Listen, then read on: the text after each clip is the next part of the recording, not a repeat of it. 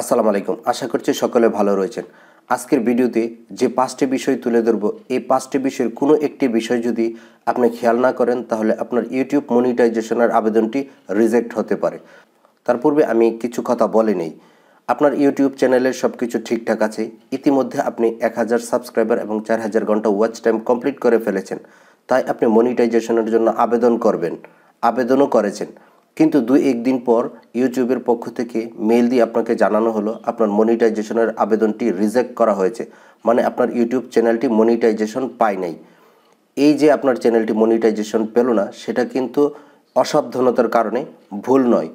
তো আজকের এই ভিডিওতে যে 5টি বিষয় দেখাবো, সেই 5টি বিষয় আপনি খেয়াল করে মেনে চলে যদি আপনি মনিটাইজেশনের জন্য আবেদন করেন তাহলে আপনি অবশ্যই আপনার চ্যানেলটি মনিটাইজেশন পেয়ে যাবেন। তো 1 নম্বর যে বিষয়টি সেটি হচ্ছে সাবস্ক্রাইবার। ধরুন ইতিমধ্যে আপনি 1000 সাবস্ক্রাইবার বা 1002-3 সাবস্ক্রাইবার কমপ্লিট করেছেন এবং ওয়াচ টাইমও কমপ্লিট করা রয়েছে। তো আপনি মনিটাইজেশনের জন্য আবেদন করেছেন এবং আপনার আবেদনটি রিভিউতে আছে। তো রিভিউতে থাকা অবস্থায় আপনার 1001 সাবস্ক্রাইবার থেকে যদি কমে 999 সাবস্ক্রাইবারে চলে আসে, সেক্ষেত্রে কিন্তু আপনার আবেদনটি রিজেক্ট হয়ে যাবে, মানে আপনার ইউটিউব চ্যানেলটি আর মনিটাইজেশন পাবে না। এক্ষেত্রে আমার পরামর্শ বা মতামত হলো আপনার ইউটিউব চ্যানেলে 1010 সাবস্ক্রাইবার হওয়ার পর এবং ওয়াচ টাইম যদি ঠিকঠাক থাকে তখন আপনি মনিটাইজেশনের জন্য আবেদন করুন, তখন আপনার আবেদনটি আর রিজেক্ট হবে না।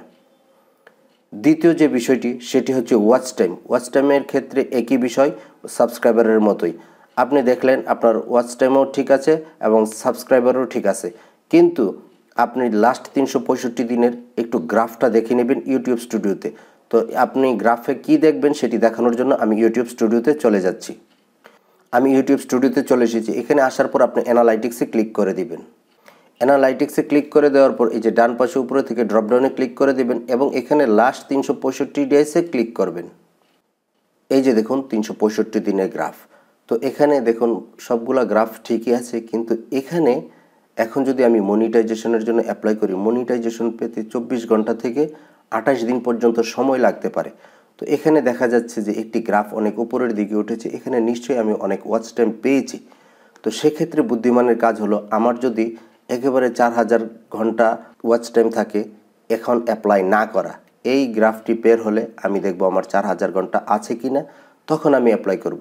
কেননা আমি যদি এখন অ্যাপ্লাই করি এবং এই গ্রাফে এসে যদি আমার ওয়াচ টাইম 4000 ঘন্টার নিচে চলে আসে, তাহলে কিন্তু আমার মনিটাইজেশন আবেদনটি রিজেক্ট হয়ে যাবে।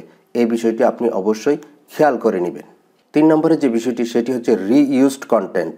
আপনি যদি আপনার ইউটিউব চ্যানেলে একই টাইটেল, শিরোনাম বা একই ধরনের কন্টেন্ট নিয়ে ভিডিও আপলোড করেন, সেক্ষেত্রে এটি রিইউজড কন্টেন্টের আওতায় পড়ে।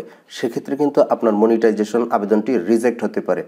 অথবা অন্য কোনো চ্যানেলের টাইটেল, ডেসক্রিপশন, টেক্সট সব কিছু কপি করে এনে আপনার একটি ভিডিওতে বসিয়ে দিলেন, এটিও কিন্তু রিইউজ কন্টেন্টের আওতায় পড়ে।